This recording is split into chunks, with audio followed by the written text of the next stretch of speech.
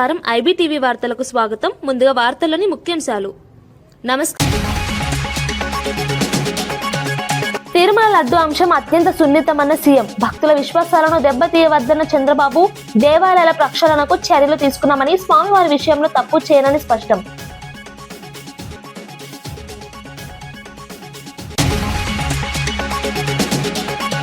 Revanth lucky జోడిగా Mahesh Goud వ్యాఖ్య. సమన్వయంతో కాంగ్రెస్ బలపడుతోందన్న అభిప్రాయం. జీహెచ్ఎంసీ ఎన్నికల్లో విజయం సాధిస్తామన్న ధీమా. ప్రజల సేవే మా లక్ష్యమని స్పష్టం చేసిన నేత.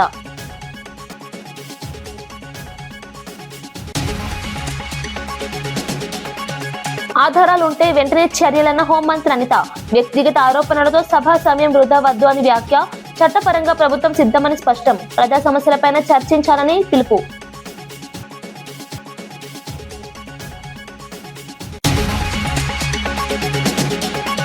రైతులకు పూర్తి మద్దతు ఇస్తుందన్న ఎన్డీఏ. పింఛన్లు పెంచి సంక్షేమం ప్రారంభించామన్న పవన్. కౌలు రైతులు ధైర్యంగా ఉండాలన్న పిలుపు. అభివృద్ధి సంక్షేమం రెండు మా లక్ష్యమని స్పష్టం.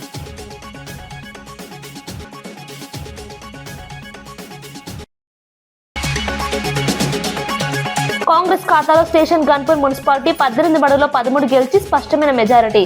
కడియం మద్దతుతో మారిన రాజకీయ సమీకరణాలు. పట్టణ అభివృద్ధికి కట్టుబడి పనిచేస్తామన్న నేతలు.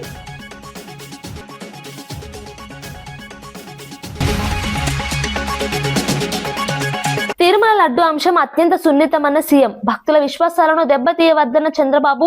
దేవాలయాల ప్రక్షాళనకు చర్యలు తీసుకున్నామని, స్వామివారి విషయంలో తప్పు చేయనని స్పష్టం. అక్కడ జరిగింది మనం ఆ రోజు చెప్పకపోతే మన మీద అపచారం.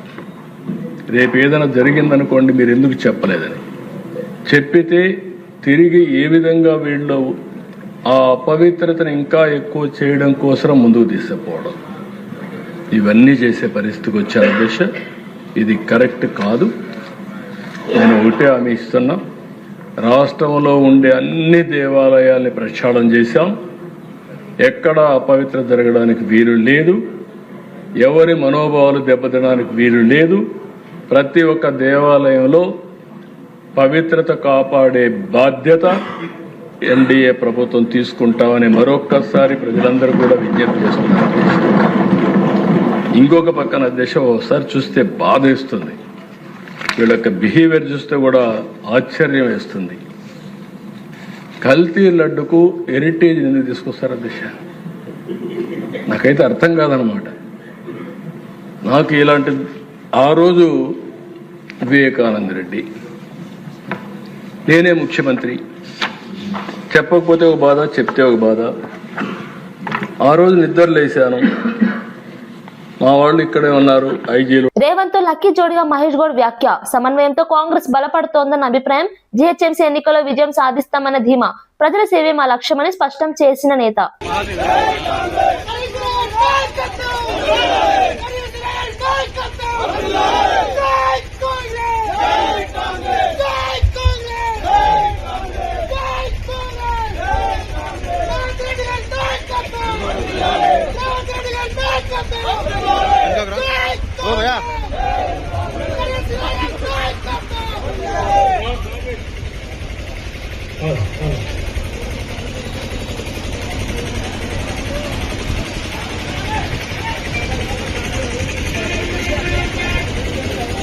కాంగ్రెస్ ఖాతాలో స్టేషన్ గన్పూర్ మున్సిపాలిటీ 18 బడుల్లో 13 గెలిచి స్పష్టమైన మెజారిటీ.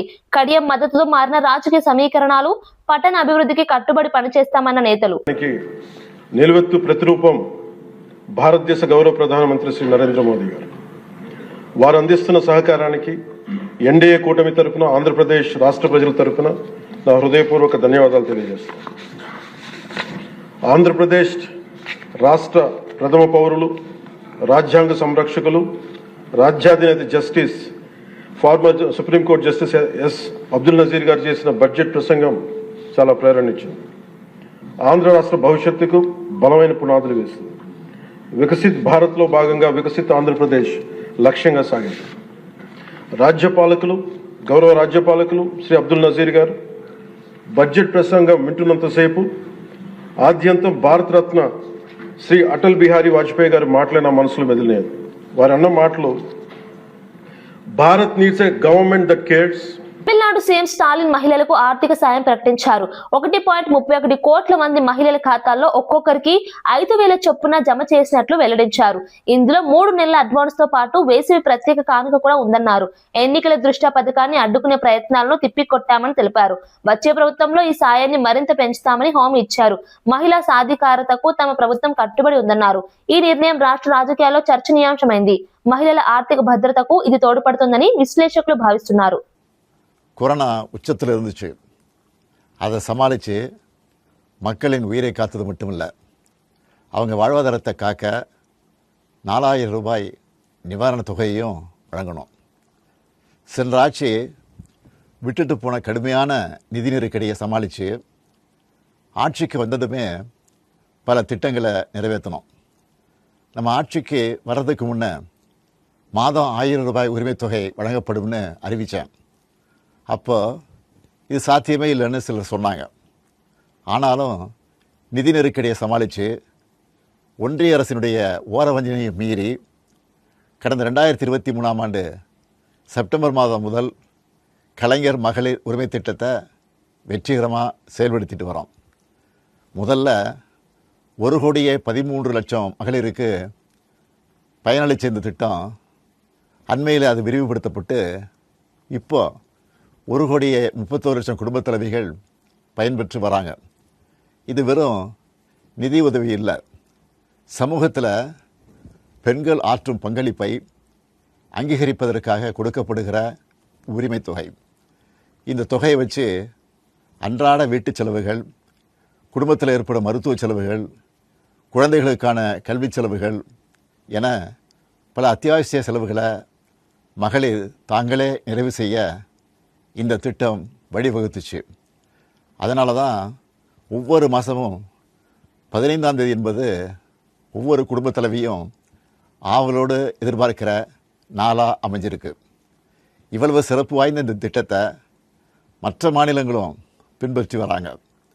இந்த உரிமை தொகையை மேம்படுத்தணும்னு நாம் செயல்பட்டு வந்தால் அதுக்கு எதிராக டெல்லியில் இருக்கக்கூடிய ஒரு கூட்டமும் தமிழ்நாட்டில் அவங்களுக்கு அடிமையாக இருக்கக்கூடிய இன்னொரு கூட்டமும் எதிர்வரும் சட்டமன்ற தேர்தலை காரணம் காட்டி அடுத்த 3 மாதத்துக்கு இந்த மகளிர் உரிமை தொகையை நிறுத்த சூழ்ச்சி செய்கிறதா தகவல் வருது. இது வச்சு நீதிமன்றத்தில் வழக்கு தொடரவும் சிலர் முயற்சி செய்வதாக செய்திகள் வருது.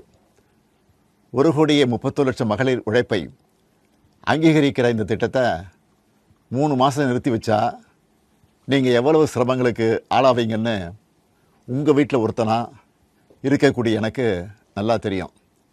கடும் வெயிலில் తిరుమల లడ్డూ వ్యవహారం అత్యంత సున్నితమైన అంశమని ముఖ్యమంత్రి చంద్రబాబు స్పష్టం చేశారు. అసెంబ్లీలో మాట్లాడుతూ ఈ విషయంపై ఎక్కువగా స్పందించకూడదని అనుకున్నానన్నారు. అయితే కొందరు కావాలనే భక్తుల మనోభావాలను దెబ్బతీసేలా వ్యాఖ్యలు చేస్తున్నారని ఆవేదన వ్యక్తం చేశారు.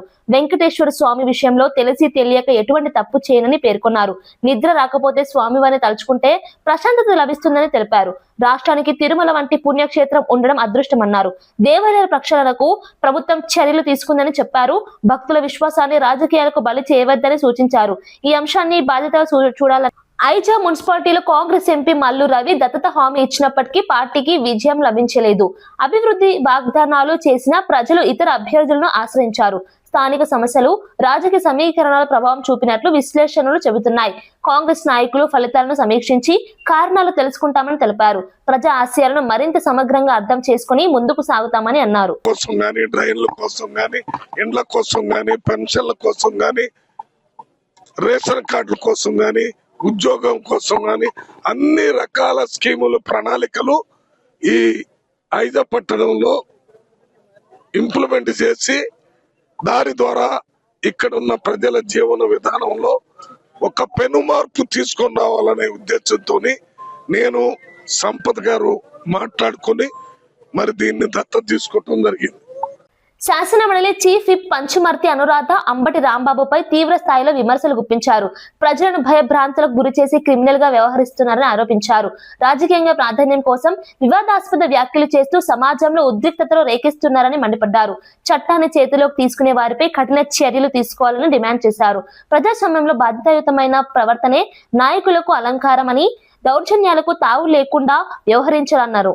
ప్రజాస్వామ్యంలో బాధ్యతాయుతమైన ప్రవర్తనే నాయకులకు అలంకారమని, దౌర్జన్యాలకు తావు లేకుండా వ్యవహరించాలన్నారు. ప్రభుత్వం చట్టపరమైన చర్యలు తీసుకుంటే దాన్ని రాజకీయ రంగు పులమడం తగదన్నారు. ప్రజల నమ్మకాన్ని దెబ్బతీసే చర్యలు ఎవరైనా చేస్తే చట్టం తన పని చేస్తుందన్నారు. రాజకీయ వ్యవహారాలను వ్యక్తిగత దూషణలుగా మార్చడం సరికాదని సూచించారు. ప్రజల భద్రతే ముఖ్యమని ఆమె స్పష్టం చేశారు. వాళ్ళ మీద తిరగబడ్డాడు. వైశ్యులు, ఆర్య వైశ్యులను కూడా చూడకుండా వాళ్ళని కొట్టించారు, బూతులు తిట్టారు. అన్ని కుల వ్యవస్థలను ఇంక్లూడింగ్ కాపుల్ని కూడా ఇష్టం వచ్చినట్టు తిట్టిన ఈ మనిషి ఈరోజు కాపు కార్డు వేసుకొని మాట్లాడటం, దాన్ని ప్రోత్సహించే విధంగా జగన్మోహన్ రెడ్డి కాపు కార్డుతో మనం రాజకీయం చెయ్యాల్సిందే అని చెప్పి ముందుకి వచ్చి ఇతనికి ఊతం ఇవ్వడం, నిన్న కూపన్ల విషయంలోనే మరి రిమాండ్లోకి వెళుతూ, రిమాండ్ విధిస్తే జైల్లోకి వెళుతూ ఆ బస్ ఎక్కినప్పుడు తగ్గేదే లేదని చెప్పి సైగలు చేయడం అతని అరాచకానికి పరాకాష్ట అని చెప్పి ఈ సందర్భంగా నేను తెలియజేస్తా ఉన్నా. ప్రధాని నరేంద్ర మోదీ రైతు వ్యతిరేకి అని కాంగ్రెస్ అగ్రనేత రాహుల్ గాంధీ చేసిన ఆరోపణలను కేంద్ర మంత్రులు ఖండించారు.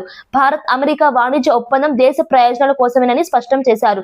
ఈ ఒప్పందం ద్వారా భారత రైతులకు అంతర్జాతీయ మార్కెట్లలో కొత్త అవకాశాలు లభిస్తాయని తెలిపారు. దేశ ఆర్థికాభివృద్ధి కోసం వ్యూహాత్మక నిర్ణయాలు తీసుకుంటున్నామని పేర్కొన్నారు. రైతుల సంక్షేమం కోసం కేంద్రం అనేక పథకాలు అమలు చేస్తుందని గుర్తు చేశారు. పీఎం కిసాన్ వంటి పథకాల ద్వారా కోట్లాది మంది రైతులు లబ్ధి పొందుతున్నారని వివరించారు. రాజకీయ లాభాల కోసం తప్పుడు ప్రచారం చేయడం తగదని విమర్శించారు. దేశ ప్రయోజనాలపై రాజీపడే ప్రసక్తే లేదని స్పష్టం చేశారు. అభివృద్ధి కార్యక్రమాలపై దృష్టి పెట్టాలని ప్రతిపక్షాలను కోరారు. రైతులను తప్పుదారి పట్టించి వారిని రెచ్చగొట్టే ప్రయత్నం చేస్తున్నారని ఆరోపించారు. బలమైన సంపన్నమైన భారత్ భవిష్యత్తు కోసం రాహుల్ పనిచేస్తారని ఆశించలేమని చెప్పారు. రైతుల ప్రయోజనాలను పూర్తిగా రక్షిస్తామని పునరుద్ఘాటించారు. ప్రధాని మోదీ ఎల్లప్పుడూ రైతుల పట్ల సానుభూతితో ఉన్నారని, వారి శ్రేయస్సు కోసం పనిచేస్తారని గోయల్ చెప్పారు. రాహుల్ కు రైతుల సంక్షేమంతో సంబంధం లేదని, ఆయన ఎప్పుడూ దేశ వ్యతిరేక మాటలే మాట్లాడుతూ ఉంటారని శివరాజ్ సింగ్ చౌహాన్ ఆక్షేపించారు.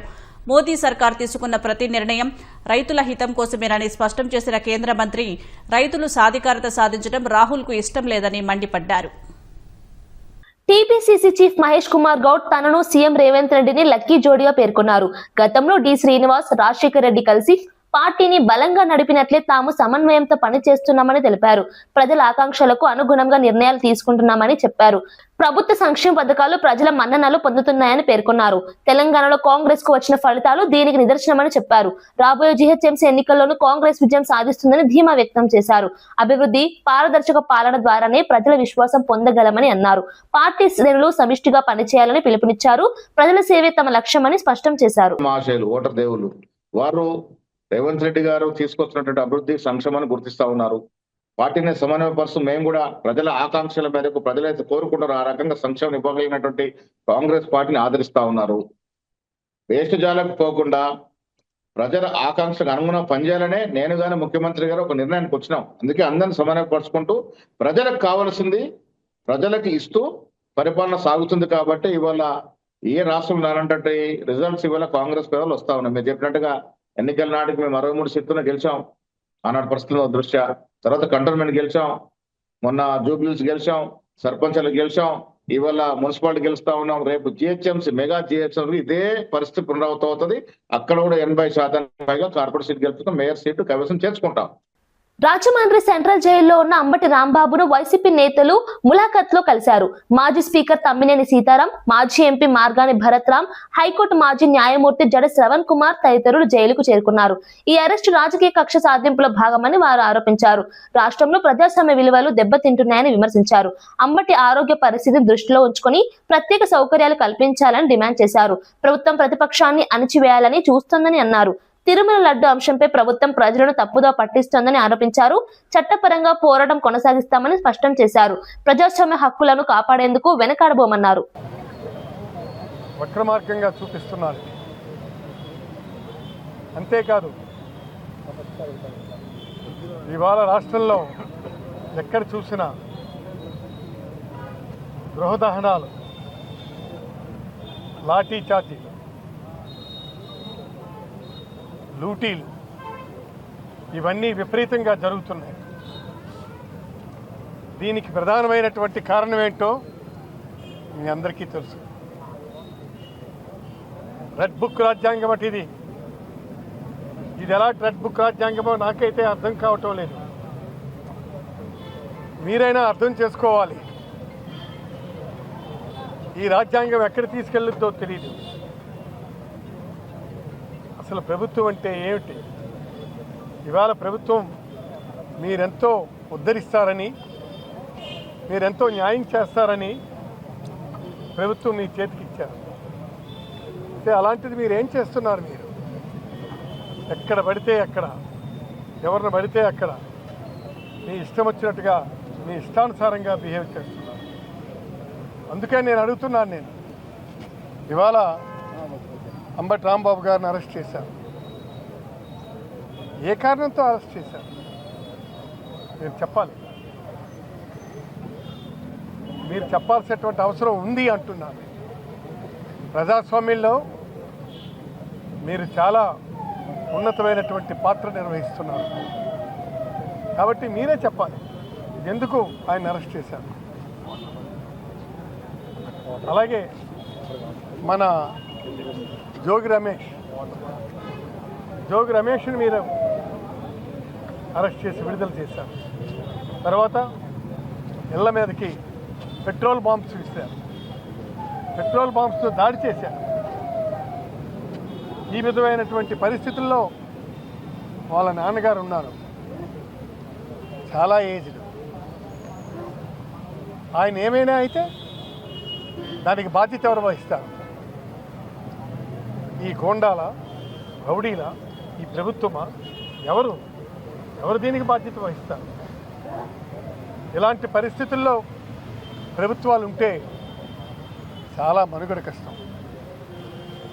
అందుకే మేము చెప్తున్నాం, మీరేం చేయాలనుకున్నా, ఏం చెందాలనుకున్నా మీరు చాలా స్పష్టంగా ముందుకొచ్చి చెప్పండి. అంతేగాని ఈ విధమైనటువంటి నిర్ణయాలు చేయడం కరెక్ట్ కాదు. ఇవాళ రాంబాబుని చూడడానికి వెళ్ళాను. ఆయన హ్యాపీగా ఉండొచ్చు. ఆయన హ్యాపీగా ఉన్నారా? మీరు చెప్పాలి. మీరు కూడా వెళ్ళి ఒకసారి చూడండి. ఆయన సరదాగా జోక్స్ చేస్తారు, కానీ ఆ జోక్స్ వెనుకున్నటువంటి మనోవేదన మనం అర్థం చేసుకోవాలి కదా. ఈ విధమైనటువంటి పరిస్థితి మన పెన్నడూ జరగలేదు. తర్వాత అక్కడ మన చెవిరెడ్డి భాస్కర్ రెడ్డి, ఆయనకి ఇన్నేళ్ళు ఉంచి విడిచిపెట్టారు. తర్వాత ఇక్కడ మన విడుదల రజని, తర్వాత ఇక్కడ మన బ్రహ్మనాయుడు, వీళ్ళందరి మీద ఏమిటి అసలు? ఇది ప్రభుత్వమా, రాక్షసత్వమా? ఈ ప్రభుత్వానికి ఏమైనా సరే హద్దు ఉందా? ఇది సరైనటువంటి పద్ధతి కాదని చెప్తున్నాను. మీకు ఏమైనా అలాంటి అవకాశం ఉంటే మీరు ఇంకో విధమైనటువంటి చేయండి. ఈ విధమైనటువంటి అరాచకత్వంతో మీరు రాజ్యాన్ని చేస్తారా? No, this is not correct. అలాగే మొన్న వచ్చాను నేను ఇక్కడికి, ఎప్పుడు మన మిథున్ రెడ్డి. కూటమి ప్రభుత్వంలో ఉద్యోగులు నష్టపోతున్నారని ఎమ్మెల్సీ పర్వతరెడ్డి చంద్రశేఖర్ రెడ్డి ఆరోపించారు. కొత్త పీఆర్సీపై ప్రభుత్వం ఇప్పటి వరకు ఎలాంటి నిర్ణయం తీసుకోలేదని విమర్శించారు. పీఆర్సీ కమిషన్ కూడా ఏర్పాటు చేయకపోవడం ఆందోళనకరమన్నారు. 4 డిఏలు పెండింగ్ లో ఉన్నాయని తెలిపారు. పీఆర్సీ ఆలస్యమైతే కనీసం ఐఆర్ ప్రకటించాల్సిందని అన్నారు. తమ ప్రభుత్వ హయాంలో ఒక్క డిఏ కూడా పెండింగ్ లో పెట్టలేదని గుర్తు చేశారు. ఉద్యోగుల సమస్యలను ప్రభుత్వం నిర్లక్ష్యం చేస్తోందని విమర్శించారు. పరిపాలన సజావుగా నడవాలంటే ఉద్యోగుల సంక్షేమం కీలకమన్నారు. వెంటనే చర్చలు జరిపి సమస్యలను పరిష్కరించాలని డిమాండ్ చేశారు. ఉద్యోగుల న్యాయమైన హక్కులను కాపాడాలని స్పష్టం చేశారు. కానీ పీఆర్సీ గడువు ముగిసి 3 సంవత్సరాలైనా ఇప్పటి వరకు ఐఆర్ కూడా ప్రకటించలేదు అధ్యక్ష. ఇలా ఇప్పటి వరకు ఎప్పుడు కూడా జరగలే. అలానే 4 డిఏలు పెండింగ్ ఉన్నాయి. ఇంతకుముందు 2024 దాకా ఒక్క డిఏ కూడా పెండింగ్ లేకుండా క్లియర్ అయితే ఇప్పుడు 4 డిఏలు ఉన్నాయి. అదేవిధంగా స్వాతంత్రం వచ్చినప్పటి నుంచి కూడా 2024 వరకు సుమారుగా 23,000 కోట్ల బకాయిలు ఉంటే అవన్నీ చెల్లిస్తామని చెప్పారు అధ్యక్ష.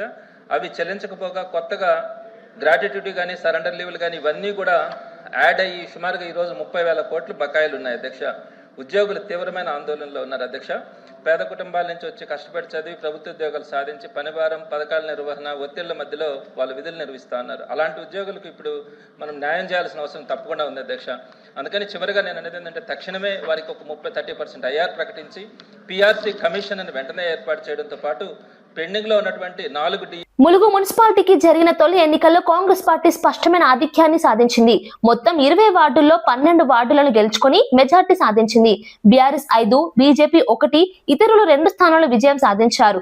ఈ ఫలితాలపై మంత్రి సీతక్క హర్షం వ్యక్తం చేస్తూ ఇది ప్రజల ఆకాంక్షలకు ప్రతిబింబమని తెలిపారు. ప్రభుత్వ సంక్షేమ పథకాలపై ప్రజలు విశ్వాసం ఉంచారని వ్యాఖ్యానించారు. గెలిచిన కౌన్సిలర్లు ప్రజలకు అందుబాటులో ఉంటూ పట్టణ అభివృద్ధికి కృషి చేయాలని సూచించారు. మౌలిక వసతులు, తాగునీరు, రహదారులు, పారిశుద్ధ్యంపై ప్రత్యేక దృష్టి పెట్టాలని ఆమె అన్నారు.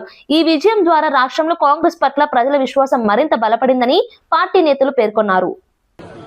మరి ఇంకా 3 సంవత్సరాలు కాంగ్రెస్ అధికారంలో ఉన్నది, మళ్ళీ వచ్చేది కూడా కాంగ్రెస్.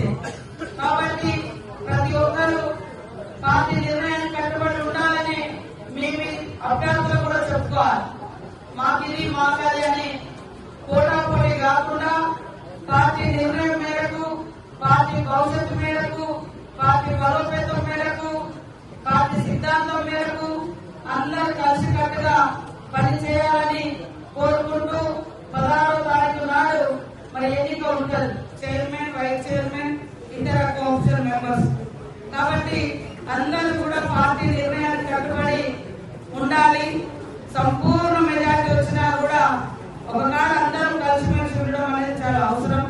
ఈ పట్టణాన్ని అభివృద్ధి చేయాలని వాస్తవానికి మాస్టర్ ప్లాన్ కోసం మరి ఒక ఏజెన్సీ కూడా ఈరోజు పిలవడం జరిగింది. ఈ ఎన్నికల్లో మనం ఈ రిజల్ట్ హడావుడిలో ఉన్నాం. ఇప్పటికే మనము అంటే రిజల్ట్ తొందరగా అయిపోతే వేరే పని అనుకున్నాం, కానీ మరి కొద్దిగా డిలే అయినప్పటికీ కూడా నేను అందరికీ ఒకటే చెప్తున్నా, ఇక్కడ నాయకులకు కానీ గెలిచినటువంటి అభ్యర్థులకు కానీ పార్టీ పట్ల అంకిత భావం, సిన్సియారిటీ, గెలవక ముందు ఒక రకంగా, గెలిచినాక ఒక రకంగా, సీట్ రాకముందు ఒక రకంగా, సీట్లు వచ్చినాక ఒక రకంగా, ఇలాంటి అస్సలే చేయకూడదు. ఖచ్చితంగా అందరికి విప్పు కూడా జారీ చేస్తాం. తప్పుడు పనులు చేస్తే వాళ్ళ సభ్యత్వం కూడా పోతాం. కాబట్టి మరి ఎవరు ఇవాళ అక్కడ గెలిచినటువంటి వాళ్ళు కూడా మరి ఈ రోజు ఇద్దరు ఇండిపెండెంట్ కూడా ఉన్నారు. వాళ్ళందరూ కూడా గతంలో కానీ మొన్న కానీ మన పార్టీ టికెట్ అడిగినటువంటి వాళ్ళే. ఇంకో ఇతర పార్టీలలో మనం టికెట్ ఇవ్వకపోతే అటువైపు గెలిచినటువంటి వాళ్ళే. కాబట్టి కాంగ్రెస్ పార్టీని బలోపేతం చేయడం కోసం మంచిగా ఆలోచించి భవిష్యత్తులో ఇప్పుడు గెలిచినటువంటి వాళ్ళందరూ భవిష్యత్తులో మీ భవిష్యత్తు బాగుండే విధంగా నిర్ణయాలు తీసుకుందాం. రాజకీయాల్లో తల్లులను లాగడం తగదని శాసనమండలి విపక్ష నేత బొత్స సత్యనారాయణ అన్నారు. అంబటి రాంబాబు తల్లిపై వ్యాఖ్యలు చేశారని ఆరోపణల నేపథ్యంలో ఆయన స్పందించారు. ఇలాంటి రాజకీయాలు తాను ఎప్పుడూ చూడలేదని, వ్యక్తిగత విషయాలను సభలోకి తీసుకురావడం సరికాదని చెప్పారు. టీడీపీ నేతల ప్రేరేపణతోనే అంబటి స్పందించారని పేర్కొన్నారు. అధికారంలో ఉన్నారని ఇష్టారీతిగా వ్యవహరించడం మంచిది కాదని హెచ్చరించారు. ప్రజాస్వామ్యంలో పరస్పర గౌరవం అవసరమని, సభా మర్యాదలు పాటించాలని సూచించారు. వ్యక్తిగత దూషణలు రాజకీయాలను దిగజారుస్తాయని అన్నారు. ఆయన తల్లి కాదా? ఆయన తల్లి కాదా? ఆయన తల్లి కాదా? ఆయన తల్లిని తిరిగితే, ఆయన ప్రేరేపిస్తే దానికి ఆయన రియాక్ట్ అయ్యాడు. తప్ప ఆయన తల్లి ఒకటి, మీ తల్లి ఒకటి, నా తల్లి ఒకటి, అందరి తల్లి ఒకటే. మీ తల్లి నా తల్లి ఆయన అందరి తల్లి ఒకటే. కానీ ఈ సాంప్రదాయం కాదు అధ్యక్ష. ఈ సాంప్రదాయం కాదు అధ్యక్ష. వాయిస్ పెంచేంతలోను గట్టిగా మాట్లాడటంలోను, విమర్శలు పెంచడంలోను ప్రదర్శించ అధ్యక్ష. సాంప్రదాయబద్ధంగా చట్టబద్ధంగా ప్రభుత్వం వచ్చి చట్టబద్ధంగా సాంప్రదాయబద్ధంగా మీరు వచ్చి యాక్ట్ చేయాలి అధ్యక్ష. ప్రభుత్వం ఎందుకు ఇచ్చారు అధ్యక్ష? మీకు అధికారం దేనికి ఇచ్చారు? అధికారం చేతిలో తీసుకొని మీ ఇష్టారాజ్యంగా చలాయించమనా? అధికారంగా మీ సూచనల మీద వచ్చి కేసులు పెట్టమనా? పెట్రోల్ బొమ్మలు ఇస్తున్నామనా? వాళ్ళ మీద వచ్చి బెయిల్బుల్ సెక్షన్ ఇవ్వమనా? లేకపోతే వాళ్ళ మీద వచ్చి ఆ మహిళల మీద దాడి చేయమనా? దేనికి ఇచ్చారు చట్టం? ఇది దయచేసి సార్ ఎవరు తల్లైనా ఎవరు భార్య అయినా ఏ మహిళ అయినా అందరూ గౌరవించాల్సిందే, పూజించవలసిందే. ఇందులో ఎవరికి ఏ విధంగా భేదాభిప్రాయం లేదు అధ్యక్ష. ఇందులో ఎవరికి భేదాభిప్రాయం లేదు అధ్యక్ష. ఎవరు చేసినా సరే తప్పే అధ్యక్ష. ఎవరు చేసినా సరే తప్పే అధ్యక్ష. తప్పుని సంబంధించే సమస్య లేదు అధ్యక్ష. కానీ అక్కడ పరిస్థితులు, అక్కడ వాస్తవాలు, అక్కడ జరుగుతున్న పరిణామాలు అవన్నీ కూడా ఆలోచన తీసుకున్న బాధ్యత ఉంది అధ్యక్ష. ఆయన వచ్చి చెప్పాడు, జరిగింది, నా వయసుకి ఇది మంచిది కాదు. అంబటి రాంబాబు తల్లిపై తిట్టినట్లు ఆధారాలుంటే పంపించాలని వెంటనే చర్యలు తీసుకుంటానని హోంమంత్రి అనిత స్పష్టం చేశారు. దేవాలయం లాంటి కౌన్సిల్లో ఇలాంటి విషయాలపై గంటల తరబడి చర్చించడం సమంజసం కాదని వ్యాఖ్యానించారు. వ్యక్తిగత ఆరోపణలతో సభా సమయాన్ని వృధా చేయకూడదని సూచించారు. ఆధారాలు లేకుండా ఆరోపణలు చేయడం సరికాదని, చట్టపరమైన చర్యలు తీసుకోవడానికి ప్రభుత్వం సిద్ధంగా ఉందని చెప్పారు. రాజకీయ విమర్శలు ఒక పరిమితిలో ఉండాలని, వ్యక్తిగత అవమానాలు అనవసర ఉద్రిక్తతలకు దారితీస్తాయని హెచ్చరించారు. సభలో ప్రజా సమస్యలపై చర్చించడమే ముఖ్యమని ఆమె అభిప్రాయపడ్డారు. పావు గంటలో వాళ్ళ ఇంట్లోంచి బయటకు వచ్చి మాట్లాడుతూ నా కుక్కను కూడా టచ్ చేయలేదు, రేపు పోలీసు వస్తారు రమ్మని చెప్పినప్పుడు ఆ మాట్లాడు గురించి మాట్లాడినట్టు అంటే ఇలాంటి మాట్లాడి రచ్చగొట్టేటట్టుగా మాట్లాడి నిన్న జైలు దగ్గరికి వెళ్ళి ఇట్ట పాడతాడు. ఆయన మాజీ మంత్రి అండి, ఏం మాట్లాడుతున్నారండి, ఏ సైకిల్ చేస్తున్నారండి, సమాజానికి ఎటువంటి మెసేజ్ ఇస్తున్నారండి? అలాంటి వ్యక్తి గురించి ఇలాంటి సభలో, పెద్దల సభలో ఇంత చర్చ అవసరమా? ఇంత అలాంటి వ్యక్తి గురించి అలాంటి అనకూడదు కానీ తల్లిని చెల్లిని కూడా మాట్లాడే వాళ్ళ గురించి ఈ రోజు ఈ సభలో, ఈ పెద్దల సభలో ఇంత చర్చ అవసరమా? అతని గురించి వెనకేసుకు రావడం అవసరమా? అసలు మీకేమైనా అసలు సెన్స్ ఉందా అని అడుగుతున్నాను నేను. ఈ రోజు కనీసం ఆలోచన చేసుకోవాలి కదా. ఎలా పడితే అలా మాట్లాడడానికి, ఏది పడితే మాట్లాడడానికి. ఇది దేవాలయం లాంటి కౌన్సిల్, పెద్దల సభ ఇది.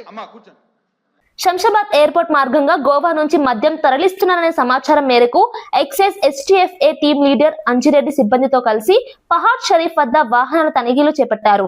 4 బ్యాచ్లుగా నిర్వహించిన తనిఖీలో మొత్తం 92 NDPL మద్యం బాటిళ్లను స్వాధీనం చేసుకున్నారు. మొదటి కేసులో 23 బాటిళ్లు, ఒక కారుతో 4గురిపై కేసు నమోదు చేశారు. రెండో కేసులో 34 బాటిళ్లు, కారుతో 5గురిపై కేసు నమోదు చేశారు. మూడో కేసులో 21 బాటిళ్లు, కారుతో 6గురిపై కేసు నమోదు చేశారు. 4గో కేసులో 14 బాటిళ్లు స్వాధీనం చేసుకున్నారు. మొత్తం 15 మందిపై కేసులు నమోదు చేసి 3 కార్లను మీర్పేట్ ఎక్సైజ్ స్టేషన్ కు అప్పగించారు. ఈనాటి వార్తా విశేషాలు మరో బులెటిన్లో మళ్ళీ కలుద్దాం. నమస్కారం.